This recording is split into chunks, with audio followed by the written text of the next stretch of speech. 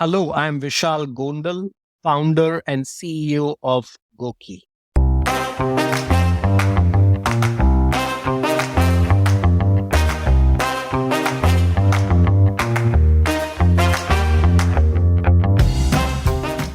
If you were to write a history of tech startups in India, there would surely be a pretty big chapter dedicated to the guest of this episode, Vishal Gondal. Vishal started tinkering with computers at an era when they did not even have floppy disks, and he eventually became a tech entrepreneur while he was still in college, employing people much older than him. This is a part one of two-part founder thesis episode. In this episode, Vishal talks to Akshay Dutt about his amazing journey as a pioneering tech entrepreneur, culminating with Disney acquiring his company for almost $100 million.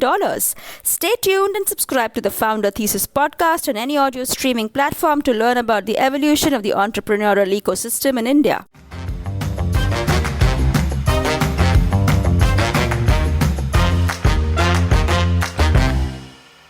I spent pretty much my childhood and all my life in the city of Mumbai, more specifically in the suburb of Chembur. And in fact, my companies, whether it was India Games or whether it is Goki, they are all based in this area. In fact, I know I pretty much walk to my office from my home. Ever since I was a kid, I was a curious kid. I used to love tinkering with technology. I used to open my television set or radio and all the electronic gadgetry at home. Of course, that was a different thing. I could never put it back. But early on, I was involved in two things. One is sports. I was very avidly into sports. I used to play volleyball and I ended up representing the state in the national tournament. I was the captain of Mumbai, captain of my school. So a lot of my time used to go playing sports. And the rest of the time I was always trying to tinker with electronics. So that's when my father gave me a gift once. And that gift was actually a very interesting device. And people who are listening to this should actually Google this. It's called the Casio PV110. So Casio PV110 was this calculator which you could actually program with BASIC, the computer programming language. And this was called the data bank version. And you can even see it today. And this was like one of the earliest computing device, the Casio PV110. And I think it was released like in the late 70s or 80s. 1983 is when it was released actually. And I got it maybe 87, 88. And I started learning programming myself because I really wanted to make the most of this calculator I had and I programs. And that time there was no place to learn computer programming. So I used to get the manuals which taught me. So I taught myself basic programming and my father saw the enthusiasm. So then he got me the next thing, which was called the Sinclair ZX Spectrum. Sinclair ZX Spectrum was again one of the early computing devices. It used the Z80 processor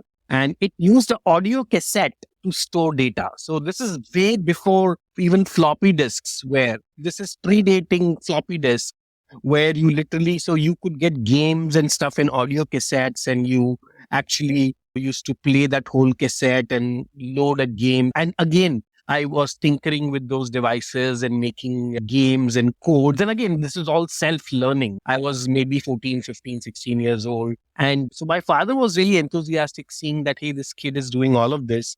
So he then got me, and that was the biggest turning point, he then got me my first PC. And this was a PC device with the two floppy drives. It was, there was no hard disk. They just used to have two floppy drives. I think it was... One would be the OS and the other for data storage. Exactly. So this is the 5.25-inch floppy. And then I pretty much graduated through every computing device. I started with the PC, then I went to the PC 286, 386, 486, and then the Pentium. Bottom line is, so I was curious. I started coding, learning, and that one thing led to another. And that's what my first business actually ended up becoming, that I started teaching my friends coding. And this was from home. And I used to be the coolest kid who could play games and code. So I started that. And that led to me starting a computer institute. So I was doing this at home and then I got two other people and there was a little garage my father had in this area called Shell Colony. And that led to a computer institute, and it had an interesting name. It was called FACT Computers, and FACT actually stood for Futura Academy of Computer Technology. So it was like an abbreviation made up. And it was literally among the first few computer training institutes in the country, actually. This was pre-NIIT. Oh, yeah. This is pre-NIIT, pre-AppTech days also. And I used to train people in GW Basic, DBase 3+, WordStar. How old were you when you launched Fact? I think I must be 17, 16, 17, 18, around that time. And you managed to clear your 12th board exam? No, the best part was I did not have to go to school as much because I was volleyball. So in my 10th standard, I barely scored any marks. But the best part was because of my volleyball, I got into the sports quota and I got into Podar College. And again, the reason, so I choose commerce because science required compulsory attendance. In commerce, you did not need there was no attendance threshold. And especially if you're into sports, there is no threshold. As long as you give your exams, that's it. So I ended up joining Podar College, and that gave me the flexibility to continue playing my sport and running my business at the same time. And I used to somehow scrape through the exams, and from 10th, I did manage to clear my 12th. Of course, by the time I did my TY or got there, I had many ATKTs and stuff. So anyway, I failed 3-4 times. But I think what really happened is at a very early age, I started earning. So one of my big projects actually came from a bank who wanted to send their annual report every year. And the bank, and this was a cooperative bank which had some 5,000 members. So it was a task for them to write 5,000 names on everything. So what I did is I created a database, and then I created a system which could print on the labels.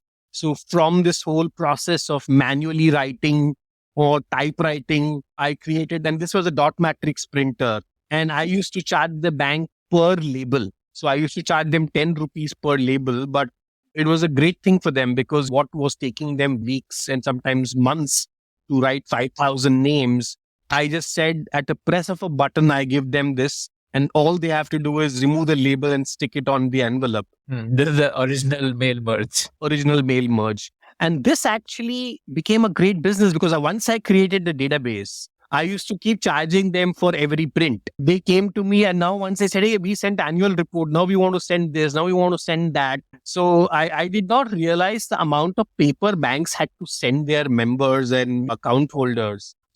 So again, I must have ended up earning a few lakhs by just doing that business. This I'm talking of the year 1994, 95. How old were you in 95? So I was born in 1976. So yeah, about 20 years. Yeah, 1920. Yeah. So literally that age. And it was all fun. And then what happened one fine day is that while tinkering with programming and gaming, I got introduced to something called Macromedia Director. This was pre-Flash. Even Flash was not there. So Director, and then there was AutoCAD. So I got into AutoCAD. This is Ventura, Clipper. So again, I'm talking about this new revolution called DTP. DTP became this new word. Again, nobody uses DTP, but DTP was like the big thing. The whole publishing industry was supposed to be revolutionized. So I got into DTP. I actually got into 3D. In fact, in my institute, I became the first authorized training center for Autodesk. So I was teaching people how to make 3D models. So I actually have done animation, I've done modeling, I've done rigging on 3D, I've done 3D Studio Max, Maya, everything. And that's what led me to gaming because I already knew programming and I knew 3D art. So I said, then the combination is gaming. And that's when I started coding games. And that one thing led to another. And I think the biggest inflection point for me happened during the Kargil War in 1998. When this whole thing was happening, everybody was pissed at what was happening. So I created this game called I Love India. It was a game where it was a very basic game. You actually had a screen with an India map. And at the border, we had these characters coming down, which were the terrorists. And you were the Indian soldiers and you had to shoot them down so that they don't cross into the border, like infiltrate in the border. The only difference was this game was rigged. So whatever you do, at the end, the game, India always won. Even if you were not doing anything, At the end, something would happen and you would win. And I put this game online. That time, by the way, internet came in 1997 is when internet came in. So again, I had the first internet connection and first email address from VSNL and all of that. So what happened really is when I was making this game got featured by BBC. That time there was Star News, the early days of news in India. Yeah, early days of cable TV. Yeah. Early days of cable TV. And because of this, it was featured. We had almost 300,000 plays of the game. Because that time, these were all, it used to take 20 minutes to download and play the game online. It was like a browser game, or you download an exe? It's a browser. But what happened is to play the game, you required a plugin, the Macromedia plugin.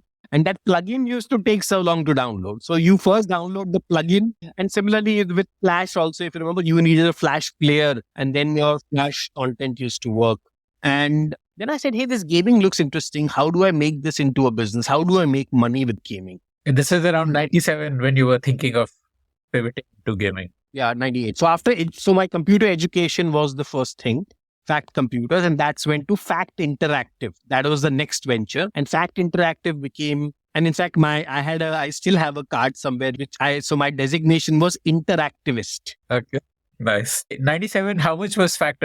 Like, how much were you able to get monthly, annually, if you remember it? I would say that a few lakhs a month, easily 4-5 lakhs a month, right?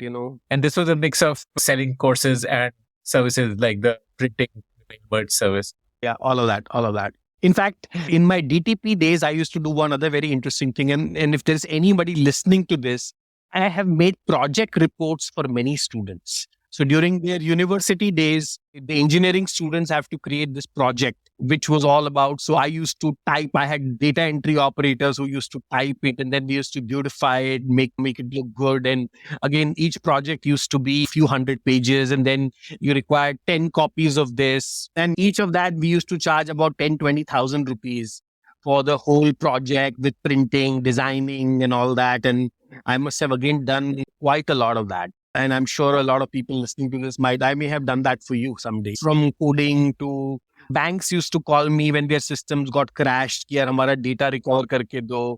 So I've done it all. I used to even code in assembly. I could get into assembly language. And these were the early days when Windows was not even prevalent. I'm talking of DOS and then Windows. So I've seen all the generations of computing in that sense. The gaming mein I realized कि मैं game तो बना सकते हैं. How do I make money? And that was the time the whole Pepsi war with Coca-Cola was at its peak. Pepsi and Coke were going at each other. And luckily Pepsi... Nothing official about it, campaign. So Pepsi's office was literally a few kilometers from my house. They had an office in Duke's Soda Factory in Chembur. And now, in fact, they've broken it and they're making it into a complex recently. But that was the most famous landmark of Bombay, actually, the Duke Soda Factory. And that's where Pepsi's office was. So I said, let me go. And I created a game demo on my own. The demo basically was that there are these Coke cans which are floating on the screen. And there's a cannon which is in the face of a Pepsi bottle. And you can hit on the cannon and you're hitting the Coke bottles. And I said, you know what? If they are so much anti-Coke, Pepsi would love this. So I actually went to meet them. But that time there was no laptop. So I actually took my desktop with me in an auto rickshaw. So I carried a monitor, the whole CPU, keyboard, everything. And I ended up in Pepsi's office at I think 9 or 10 in the morning. And I said, hey, I want to meet whoever is in charge of marketing. And they were looking at who's this kid who's come with this computer box and all of that. And they said, no, please sit and all that. So I must have been there for a couple of hours actually. Finally, there is a guy who came in. His name is TJ Venkat. He was the general manager of marketing for Pepsi. And Venkat saw this game and his eyes lit up. Wow. So he called a few of our other colleagues, dekho. And they said, we love it. Let's do one thing. Let's install this at movie theaters. So Pepsi had deals with movie theaters like Sterling, Regal, all the movies. And the idea was we'll install this at the movie theater and people can play this game. And if you shoot in 30 seconds X Coke cans, you get a free Pepsi. So we created a little promo out of it. And this game was installed with kiosks. And by the way, we used touchscreen kiosks in that time. This is again, I'm talking about before even iPhone introduced the touchscreen. So the thing was there was a screen, you could touch it and play this game. And this was just done as an experiment in Mumbai. It really kicked ass. People loved it. There were lines outside this machine in VT, and Sterling Cinema was the first place we did it. And they saw the amazing thing this could do. And then the second thing, of course, they paid me a lot of money, a few lakhs for it. But what Pepsi did was the HR guy said, hey, this is a great tool for motivating our employees. So again paid me a bunch of money, and they got this installed on all the computers of their employees. And they were said that whenever you feel like having some josh, play this game and you can shoot at Coke cans. And then I ended up meeting another lady who, of course, is still very active in the world of marketing and brand and communication. She was the then marketing director of Pepsi. Her name is Vibha Rishi. So Vibha saw this. And Vibha loved it. And Vibha said, you know what, we'll take this national. And from just doing this little experiment in Mumbai, I ended up taking this game all over India. And that was one of the biggest success. And that led to this whole idea of what I call adware gaming. So the idea was go to a brand and tell them, hey, I will create this amazing game which will engage with your customer, and you give them a gratification, and you do that at the point of retail. So their whole thing was, by the way, this is a time when new shopping malls were new, stores were new. So people were saying that how do we engage? So I met brands like Kellogg's, Pepsodent, many brands from Unilever. So and even I went to pharma companies, and we made this for medicines, for doctors to play games. In fact, I remember one of my biggest projects actually came from a company which immediately after this thing went bankrupt. This is the start of the whole crash, which was that time called Arthur Andersen. So Arthur Andersen called me.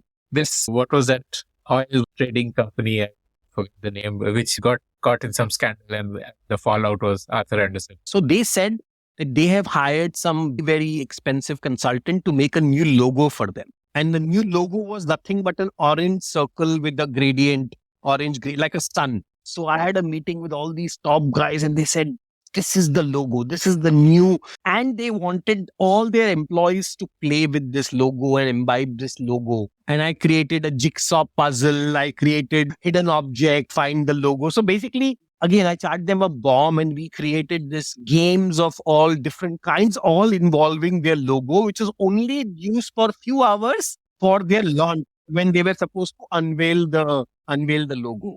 But again, they were all thinking innovative, right? I mean, how do you make something like an orange logo so exciting? So what happened is that this started seeing my business started growing. I had all these revenues coming in. That was a time somewhere 99. I got a call from this company. Never heard of them. They said, I am calling from Price Waterhouse and I am investment banker. So my father used to tell me one thing, Kia, don't take a loan. You don't need a loan. And I told them, listen, मेरे को कोई bank nahi chahiye. I don't need a loan. They said, no, we are not that banker. We are investment banker. I had no idea what the investment banker is. So I said, okay, we'll call you back. So I spoke to a friend of mine who, by the way, did his chartered accountancy. So he was the smartest kid in my college.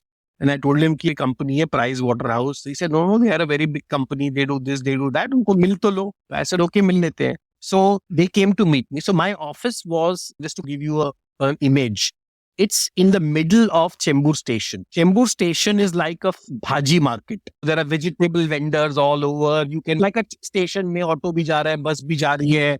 उधर से लोग hawkers बैठे हुए हैं. You know, this is like a station area of a suburb. You can barely walk. And our office, the entrance is in this lane, and that lane has all these exotic vegetable vendors. So it in a way stinks. And then we were on the second floor of that building. It was called Parekh Building in Chembur Station. And so I normally am always in t-shirts and jeans or t-shirts and shorts. So these guys said, we are coming to meet you. And the guys are Girish Sahajwala, who, by the way, now is a very big guy in I think he's now with not PwC, with somebody else. I met him recently in Singapore. And both these guys came in, and they came in full suits. Everybody in our building was like, ye kaun? Matlab, you know, I don't think there is anybody in our entire complex who ever came wearing the black suit, black tie. And they were even wearing the suit ke andar jo ek chota suit pehante hain with full tie. So imagine in this bhaji market, there are these two people coming in, and then they come up and I'm in shorts and t-shirts. And they told me that, oh, you know, what you're doing is amazing. Gaming industry bahut bad rahi hai. We will get you something called venture capital. I said, listen, मेरे को कुछ venture capital नहीं चाहिए. बोलते, no, we'll get you. So basically, they insisted that they can get me venture capital. I had no idea what venture capital. Nobody had heard of venture. I mean, There was no example of VC funding in India at that time. exactly. This is 1999. So they said, no, we will get you. And they said that we will get you 2 crores. I was like, 2 crores? I was like, that's good. Again, I said that, listen, what is this? Why will somebody give me 2 crores? And he said, no, this is equity. I had no idea what equity or what debt or any of this. So basically, then they explained to me, they said, venture capital is like a capital which you never have to return back. I was like, wow. So I said, if I use the money, I can do whatever you can do whatever you want. And if it doesn't work out, do I have to give it back? They said, no. So I said, yeah, no, that makes sense. I said, अगर ऐसा है तो अपने बाप का कुछ नहीं जाता है, we can take it. And then they said कि उनकी फीस ऐसे बस मेरे तो आपको फीस देने के पैसे नहीं है. तो they said, okay, we'll make it success fees. So you only pay me if you get the money. So I said, well, that's even great. Before I could say anything, suddenly we had Price Waterhouse appointed as our banker. These guys came in and they asked me lots of questions कि ये क्या है, वो क्या है, क्या करते हो? And then they said, we'll create a business model for you. What is a business model? I have no idea. So basically they asked me a bunch of questions and then they created an Excel sheet. वो Excel sheet के अंदर एक number था, उसको click करोगे तो दूसरे sheet में जाता है, उसको क्लिक करोगे तो तीसरे में जाता है, चौथे में, ऐसे 5. They create one sheet of 5 layers and then they said assumptions and you change one number and the entire sheet changes. So the whole model was how many games, how many corporates are there, how many games we'll make, how much per revenue per game, and then we are going to put it on. So by the way, that time we got the domain name indiagames.com. So ye India Games mein jayega. The concept is that we are going to create Indian themed games which will be funded by advertisers. So we will create an Indian game, but the Indian game will have Pepsi or Kellogg's or Boost or whatever brand integration hoga, or brand humko dega, and people will play it online and all of that. So the model was great and I had no idea. They just told me, yeah, just sound confident and go and do this. Then they got meetings. My first meeting was with a gentleman who I have great respect for, and coincidentally, he's on my board even today, Praveen Gandhi. Praveen Gandhi had just set up Infinity Venture Fund. This is the first venture fund which was set up by Praveen by Saurabh Srivastav. This predates any angel fund, nothing. But the Infinity was the original fund of angels. So this was all the TIE. So the TIE, what we see now, TIE, all the original guys of TIE set up Infinity Venture Fund. So all these guys were the LPs of the fund. And Praveen Bhai loved it. And then I had another meeting with another gentleman called Rahul Shah from that time. Of course, abhi ILFS is not a good name, but in 1999, ILFS was a great institute. They had a fund. So I met Rahul and Rahul asked me the most notorious questions. And I literally fought with him. He said, game kaun khelne wala hai? Game bakwas hai. Nobody's going to ever pay for it. This is a fad. Gaming is all bullshit. So he provoked me and I said, listen, yaar, if you don't know gaming, then don't try and challenge me. And I literally stormed out of that meeting. And I told Price Waterhouse that main kabhi inse kaam nahi karu. But you won't believe, they are the guys, both Infinity and ILFS said, we want to fund you. And now the problem was they wanted to give me more money. Infinity said, I want to be the lead. And ILFS said, I want to do this. So Infinity wanted to put 1.75 crores. ILFS wanted to put it 1.5 crores. So now they wanted to put more money. So हमने 2 crore सोचा था. Finally, the amount of money I was getting was almost 3.5 whatever that crores. And I said, wow, in a matter of weeks, मतलब 4-5 presentation करी and, public. I was like, man, ये तो बहुत अजीब बात है. Then उन्होंने बोला, भैया तुमको term sheet भेजने वाले हैं हम. The term sheet क्या होता है? तो नहीं, term sheet होता है, ये सब है. तो अच्छा भेज दो term sheet. But the funny part again, I don't even have a lawyer. And that's again, the dots connect so amazingly. So I had gone to a bowling in Parel. There's bowling company had just started. And I saw a senior from my college who's well respected bowling. And I told him, "Arey yaar, tum kya karte ho?" I'm a lawyer. So I said, great, you're hired. You're hired. And by the way, for everybody listening, this senior of mine was just, I don't know whether he was appointed, but he was just nominated to be a High Court judge. He's one of India's top lawyer. He was with J. Sagar Associates. He's the most sought out lawyer for SEBI. His name is Somashekar Sundaresan. So Soma, as he's popularly known, his first case was actually, one of his first case was my case or my term sheet, which he negotiated. And then he also did my shareholders agreement. And the best part was, we did not have any negotiating points because I was simply saying that, listen here, I never negotiated equity. I never negotiated any of these things. Today, a lot of people overanalyze and do all of this. That time, I sometimes say that not knowing is actually a good thing. In fact, a lot of people who knew a lot kept negotiating. And literally what happened is we were among the last few deals which happened in 1999 end and 2000 May and pre-2000 dot-com bust happened. So basically, literally, we were among the last few deals which got done before the bust. And the deals which did not get done were people who were negotiating and saying, मेरे को ये term चाहिए, वो term चाहिए. हमको कुछ पता नहीं था, तो वो सब पैसे आ गए. So suddenly, imagine at that time, 1999, I was 22, 23 years old with 3.5 crores. And in that time, again, for people to know the context, in that time, 3 crores is today's 30 crores or maybe 40 crores. So it is like at least 10x, or if you take inflation, it is 10, 20x. And I had a venture funded company. I had a board. And again, just to give you a flashback, they wanted me to get a president. They said, or CEO. They said, yaar, you don't have gray hair, you need gray hair. So I went, guess to who? To the same guy, the Pepsi guy who gave me my first business, TJ Venkat. TJ Venkat, by the way, by that time had become the country head of Sri Lanka, of Pepsi. So I used to go to Sri Lanka, I did some business, and then I convinced TJ Venkat to come and join us to be the CEO or president of the company. And Venkat came on board. It has been a crazy journey. And by the way, my volleyball was going on the side, but बाद में volleyball कम हो गया, sports कम हो गया, and I started gaining weight and all of that because now that suddenly I'm running a company.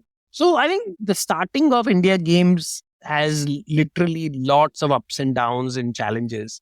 I think the journey was even bigger a roller coaster. The minute we launched, dot-com bust happened. We had also put money in marketing. So within less than 12 months, we were about to run out of cash because हमने सब पैसे उड़ा दिए थे, like everybody else. But because my core skill was making games, we quickly moved our model to a services model. We said we'll make games for others. And we continued to survive. Games for brands for engaging customers or what? No, games for brands. Games for brands. The original model of advertorial. Exactly. So the whole dot-com model कि हम advertise करेंगे, हमने भी अपनी एक ad बनाई. In fact, I jokingly say we were saved by RBI. So the reason we got saved was, otherwise we'll have zero money. We made a full ad film of one of our games. And that ad film was supposed to play on TV. But that time, to put your ad on TV, the MTV office was in Hong Kong. And Star TV office was in Hong Kong. So you needed RBI approval to remit money to play your ad. And RBI disapproved our application.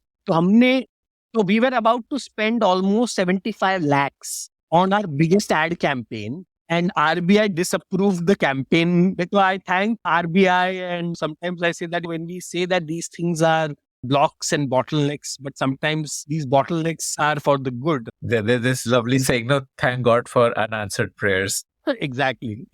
So, I mean, like I said, I've seen it all with India Games. I look at India Games in 3 phases. Phase 1 was when 2000 to 2002, when we were struggling as a startup. Phase 2 of India Games was very interesting. We had discovered mobile gaming. This is again when something called WAP was announced. I told my board कि mobile gaming is going to be the next big thing. They said, यार क्या तुम joke कर रहे हो? 16 रुपए का call है, 1 minute. Who is going to play games on their phone? So I said, no, believe me, gaming is going to be big. And since we could make games, we approached Nokia. And we told Nokia that Nokia had the most phones, that we will make games for you. Nokia was in the process of launching its first color camera phone. And that was the first phone which supported Java games and Symbian games. And Nokia told us that, listen, we want games for this, but हमारा model थोड़ा अलग है. Model ये है कि we will not pay for the games. You have to make the games. We will give you revenue share. What is revenue share? They said, listen, revenue share ये है कि mobile operators will sell these games to their customers and they will retain 50% and you will take 50%. But we will not pay any money. So we said, ऐसा तो मत करो यार. मतलब, they said, okay, chalo, we'll give you some money for it. But we are just going to support you from our budget, but you have to make the game. So we made 11 games totally for that phone, for 7650. And the rest is history. What happened is that there were only 4 companies in the world who Nokia told to make games. One was us, one was a Finnish company, one was American company, and one was, I think, from Barcelona or Spain somewhere. So ये 4 companies ने, हमने सबसे ज़्यादा games हमारी थी 11, किसी ने 2 या 3, ऐसे टोके 20 या 25 games totally Nokia के पास थी. And what Nokia was the dominant mobile phone manufacturer. So what Nokia did is they went to every mobile operator and said, here is the new phone. And they said, अच्छा ये phone का क्या use है? ये phone के साथ ये 25 games है. Please launch these games on your portal. Nokia helped us get contracts with 65 mobile operators across the world, be it Singtel, Verizon, KDDI, you name a country and you name a mobile operator, Nokia got us. I was literally on a plane and all of them did deals with us. And these games launched, and from having no revenue, we ended up doing almost $1 million in revenue. $1 million. And from these 11 odd games, we said, man, this is crazy. And that's when we got the next idea. We said, ये game तो मतलब इसका नाम क्या था games का? Tank Attack, Zapper. These are all like simple games with no brand. So then the idea was, what if we could get a brand? Can those games become very big? And that's when we said, let's get a brand. So I scribbled the name Superman, Spider-Man, Batman. And then we said, let's get one of these games. So we then identified Marvel. This is Marvel Comics before they were acquired by Disney. So Marvel had an office in New York. So I went to Marvel Comics and I said, listen, we need to make games for you. And they said, listen, we don't make games, we license out. हम game बनाते नहीं हैं. आपको licensing fees देनी है और आपको game banana. And the licensing amount they asked us basically we had to bet every dollar we have in our company to get that license. Again, that negotiation went back and forth for many months. And finally, what we did was the biggest hack. I told my team, let's start making the game anyhow, whether we have the license or no. So while we were negotiating, the game was getting developed. And finally, they said, we can only give you a 6 months license. 6 month license, we are happy to take 6 months. They said, what are you? Can you do? I said, yeah, we will take 6 month license, because they thought that 6 months license में 3-4 महीने development time है, तो 2 महीने के लिए थोड़ी license लेंगे. So they actually gave it in a way to dissuade us. But we said, no, we can do it. They did not know that my game is almost ready. And how much did they charge for a 6-month license? So we paid them, I think at that point of time, a minimum guarantee of almost $150,000, a minimum guarantee. Which means that their share of the revenue made through these, basically it was an OTT model, right? Like mobile operators would sell an OTT and 50% of that comes to you. Out of that 50%, some percentage goes to Marvel, which you guaranteed at $50,000. And that was all the money I had in that sense. And Marvel said that these guys are probably stupid, right? I mean, anyway, we did the deal. And again, touchwood for us. And I say Spider-Man always saves the day. And that game became, and within the minute contract was signed, our game was ready. In 1 week after the contract, the game went to all the mobile operators. We did it in, I think, 20 languages. And on that one game in 6 months, we made close to $2 million in revenue. So again, we bet the whole house on that. And that's what got us to the next thing. So again, we were now rocking, right? A company which was going bankrupt to suddenly having millions of dollars in revenue. Which year was this, the Marvel Spider-Man deal? So this is 2004. And how big was your team by that time? Tell me about the org. We were about 60, 70 people, not too much. And these were like designers and coders who were basically making games. All of that. So basically, a very interesting part about the gaming industry is that today, if you look at gaming industry in India, you will not find a single company which does not have an ex-India Games employee. So in its entire career of India Games from 2000, 2013, 14, a few thousand people came and, like Churn, etc. So they really became like the University of Gaming in India in a way. So what happened in 2004? Our initial investor wanted an exit. And that's when we again said, okay, let's go to the market, let's raise money. And we got a new banker. And this time we appointed Ernst & Young as our banker. And Ernst & Young was led by this amazing gentleman. Of course, he passed away a couple of years back.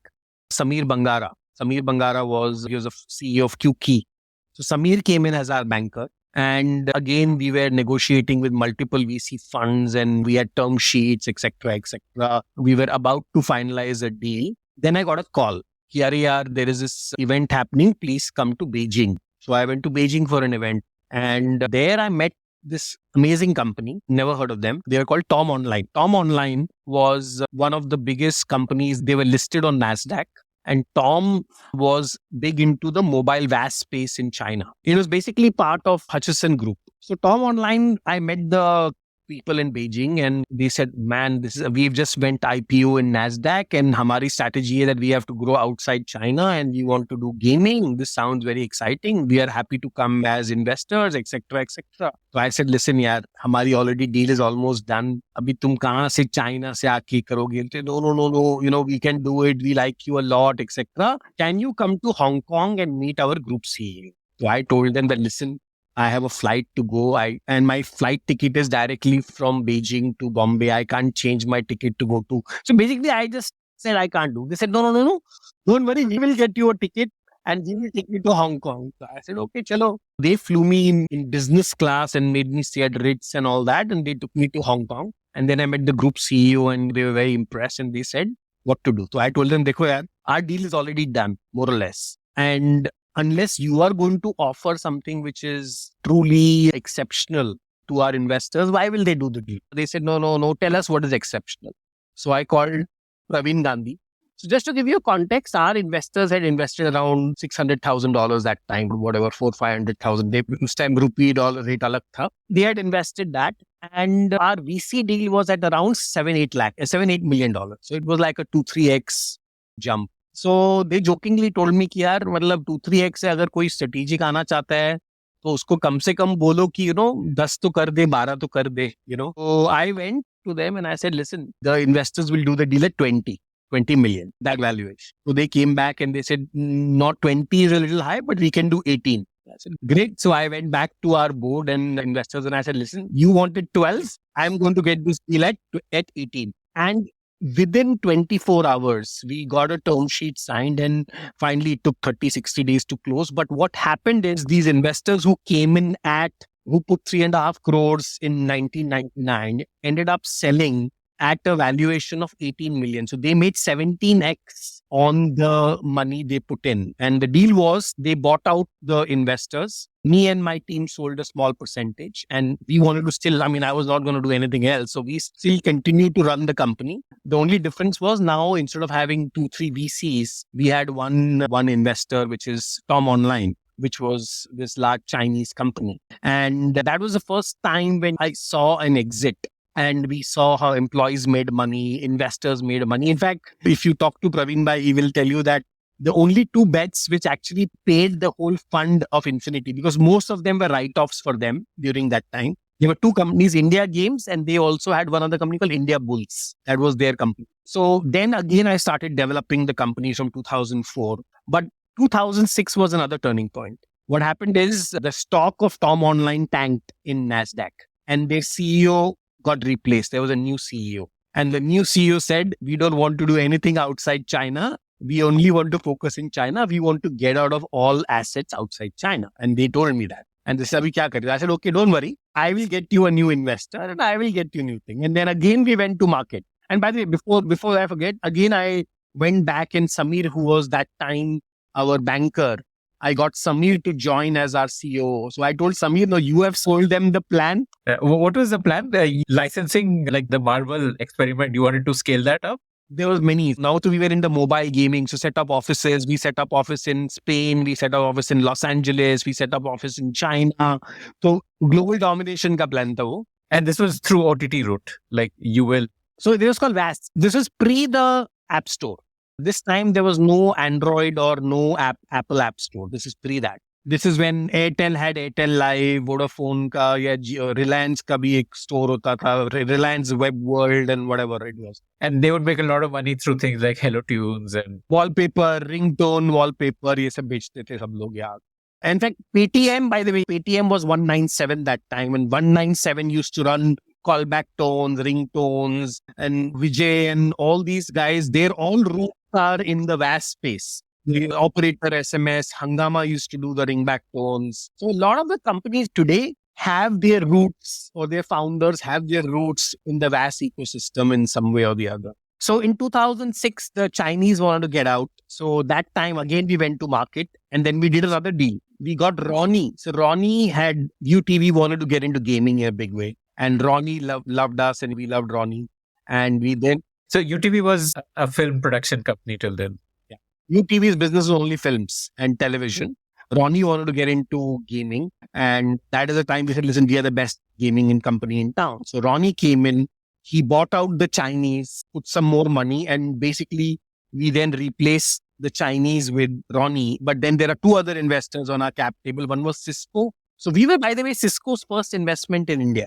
First ever investment of Cisco in India was India Games. And Adobe also, by the way, invested in us. So we had Cisco, Adobe and Ronnie on the cap table from 2006-7. And the deal with Ronnie was that all the movies of UTV, we will be making games for. So you name the movie, whether it was Swades, Ravan, all the movies which was made under the UTV banner, India Games got the rights to make games. So 2006 to 2010-11 was again very good time. We grew. Our team was almost 400, 350, 400 people. We at the peak had almost 60% share of the gaming market in India. So Nazara, by the way, was maybe 20% at that time. We were like 60%. Nazara was just... This is vast you're talking about. We used to go and run gaming for operators. So what we went and told operator was, yeah, gaming chhod do.